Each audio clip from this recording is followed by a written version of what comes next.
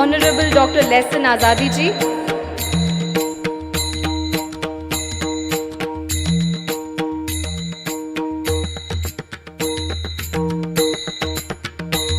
Let us give a big round of applause for our delegates and dignitaries on the dais.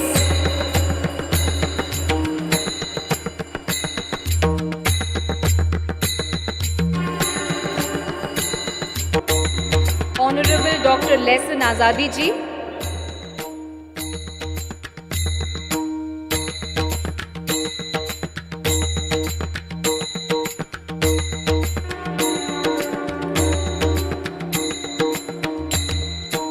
Can we have a big hand, please?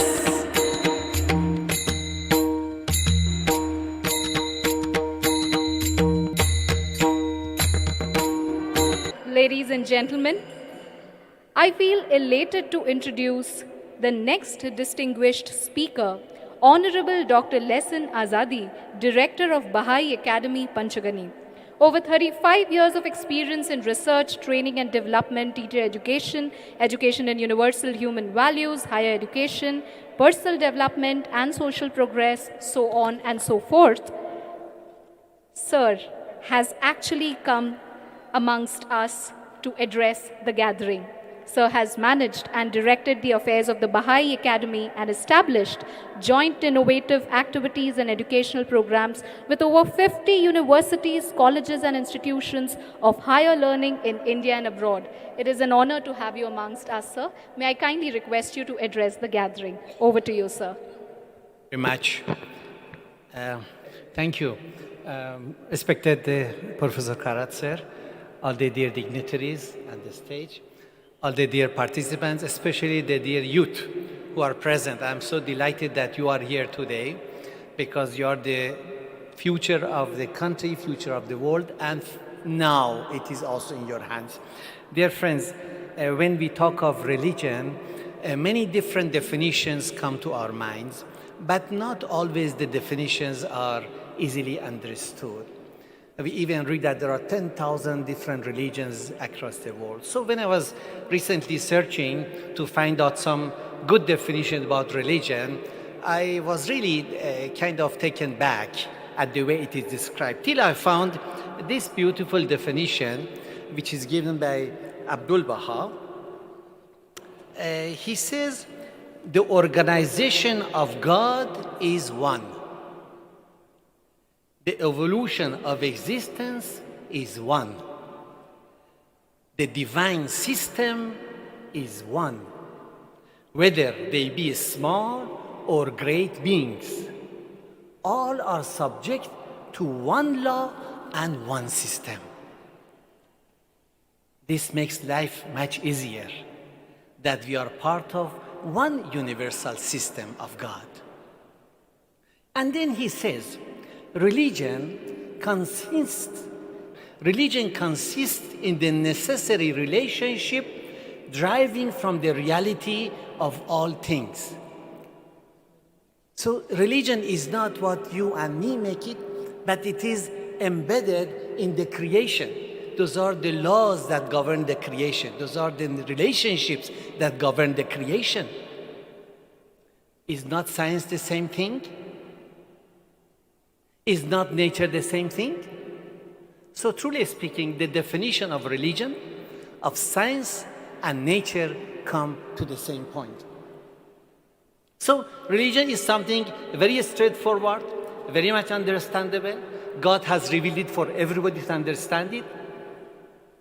And different scriptures are in fact a divine symphony in progress. Of course, religions have got some spiritual parts and some practical part. Now, spiritual part is the same. They are the basic laws of the universe. They are like the alphabets in one book. The alphabets don't change in whatever chapter we go. But then there are chapters which have got practical aspects for that particular age and time in which the religion appeared. So, what is the purpose of religion? There is a twofold purpose of religion. First is to create love between people and friendship between inhabitants of the world. That is the first purpose of religion. If religion creates enmity, no religion is better than having any religion. Now, real love comes when one turns his face towards God. So there is, because of the love of God, we love each other. That is the true love. So when the religion comes, there has to be some changes within us, individually, inward and outward. So religion comes with a twofold purpose of change in the individuals, change in the society. These are the two functions. And now when we talk about today, in the context of today, the religion is relevant when it can influence economy of the world, when it can influence the environment of the world, when it can influence education, it can influence politics, it can influence every aspect of life, then that religion becomes relevant to today's society. Unfortunately, mankind has turned his heart to some false god of materialism. Therefore, so much of issues and problems we are facing. So, has religion played any role in the advancement of civilization? Because this is Parliament of Science and Religion and Philosophy, it is good for us to remember that science and religion cannot be opposed from each other, towards each other, because they are aspects of the same truth. God has given us reasoning power to understand the truth of religion. So it is not that religion is something unreasonable or science can operate without the guidance of religion. When there is an issue, that is because of misinterpretation of religion or not understanding the science. Otherwise, they are basically talking of the same truth, one in the realm of physical reality and one in the realm of social and spiritual reality.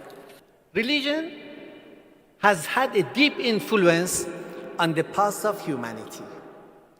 We see that the world has progressed at the time when there has been close collaboration between religion and science. There has been innovations, there has been creativity, there has been peace in the world. But when this collaboration has not existed, then mankind has faced the biggest challenges of its civilization. And today also, when we are collectively moving towards a new global society, it is very difficult to imagine that we can do it. We can achieve a global unity in a spiritual vacuum. The role of religion in development of individuals as true. So what have the world scriptures told us, taught to humanity? Number one is service to others. That is the melody we hear in all the Holy Scriptures. To see service to others not only as a moral duty, but as an avenue for the soul's own approach to God. The second melody in all the Holy Scriptures is love one another. In fact, love is the most powerful force in the universe. It's a basic teaching of all the religions. Love can keep people and nations united in harmony and with each other. Now, look at a few sentences from different scriptures. Suppose from the Hindu teachings we read, let a man feel hatred for no contingent being. Not accepted. According to Zoroastrian teachings, it says, be good, be kind, be humane, and charitable.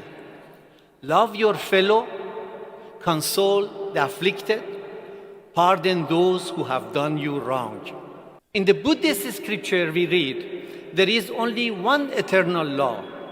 Hate never destroys hate, only love does. From the Jewish scriptures we read, I command thee this day to love the Lord thy God, to walk in his ways, and to keep his commandments. Now, love of God and obedience come together. In the Christian teachings, we say, no man has seen God at any time. If we love one another, God dwelleth in us, and his love is perfected in us.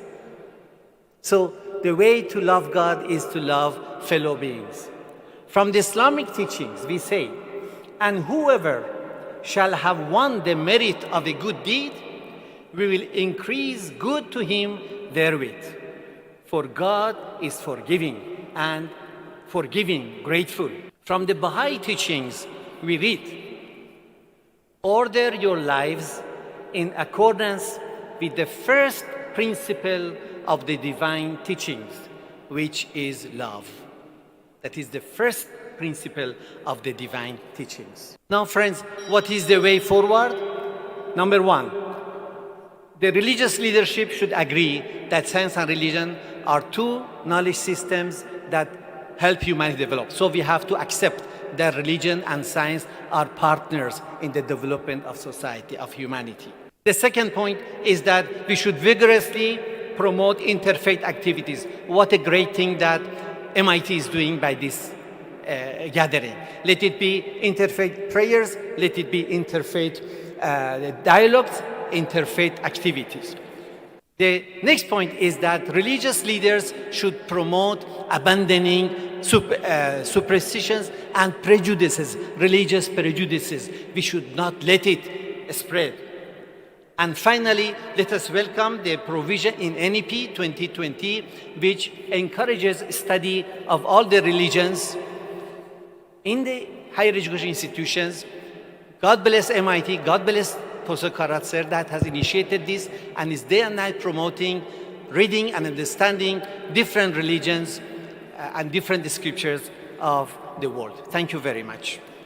Thank you. Thank you so much, sir, for speaking about omnipresence, omnipotence, and omniscience, as well as relevance of religion. Thank you so much indeed.